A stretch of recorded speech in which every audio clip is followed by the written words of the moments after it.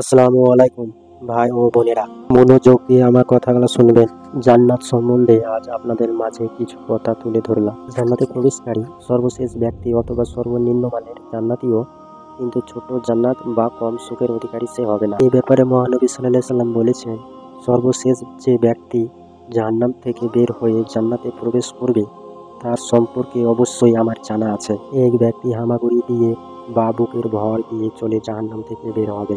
তখন আল্লাহ ওয়াজাল বলবেন, যাও জান্নাতে প্রবেশ করো। সুতরাং সে জান্নাতের কাছে এলে তার ধারণা হবে যে জান্নাত পরিপূর্ণ হয়ে গেছে।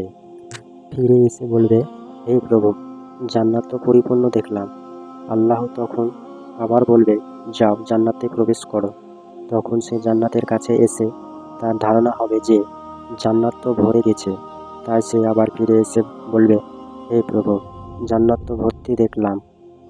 তোমার জন্য পৃথিবীর 10 গুণ পরিমাণ বিশাল জান্নাত রইল। তখন সে বলবে, হে প্রভু, তুমি কি আমার সাথে ঠাট্টা করছো অথবা আমার সাথে হাসি মজা করছো? অথচ তুমি বাদশা, হাসি ঠাট্টা তোমার শোভা পায় না।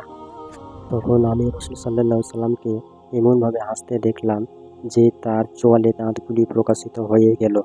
তিনি বললেন, এই হলো সর্বনিম্ন মানের জান্নাতি। বুখারী মুসলিম। এই জান্নাতি যখন জান্নাতের বাসস্থানে প্রবেশ করবে তখন তার দুটি হুর স্ত্রী তার নিকট এসে বলবে, সেই আল্লাহর প্রকাশ্য যিনি তোমাকে আমাদের জন্য এবং আমাদেরকে তোমার জন্য বাঁচিয়ে রেখেছেন।